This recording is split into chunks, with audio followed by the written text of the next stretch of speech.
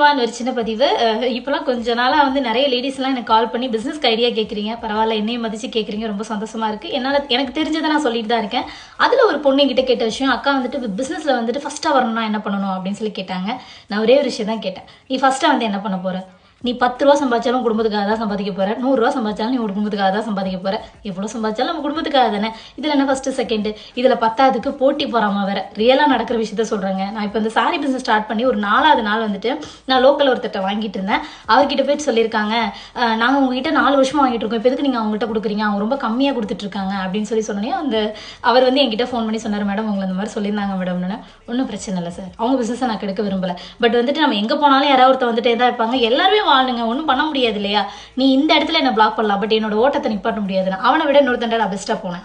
அவனை விட இன்னும் எனக்கு கம்மியாக தான் கொடுத்தான். அப்போ நான் கஸ்டமர் கொடுக்கும்போது இன்னும் கம்மியாக கொடுத்தேன். ஏன்னா ஒருத்தவங்களை வீழ்த்தி நீ ஃபர்ஸ்ட் வரணும்னு நினைச்சேன்னா உன் அப்பனால கூட உனக்கு காப்பாற்ற முடியாது. உன்னோட உழைப்புக்கு ஈடே கிடையாது. நீ ஓடிக்கிட்டே இருக்கீங்க, அவன் வந்தாலும் சரி, எப்படி பேசினாலும் சரி. பட் யாரையும் வந்து கஷ்டப்படுத்தியோ இல்லை யாரையும் வந்துட்டு டாமினேட் பண்ணியோ யாரையும் வந்துட்டு இழிவா பேசியோ அவங்கள தப்பா சொல்லியோ நீ முன்னாடி வரணும்னு நினைச்சேன்னா கண்டிப்பா சொல்றேன், நீ முன்னேறவே முடியாது.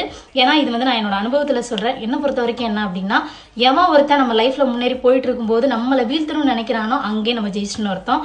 அதுக்கு மேல வேற என்ன வேணும்? நம்ம சம்பாதிக்கிறது நம்ம குடும்பத்துக்காக ஜாலியா என்ஜாய் பண்ணிட்டு நம்ம லைஃப்பை பார்த்துட்டே இருக்கணுங்க. இங்க போட்டி போறாமன்னு ஒன்று இருக்கவே கூடாது என்ன பொறுத்த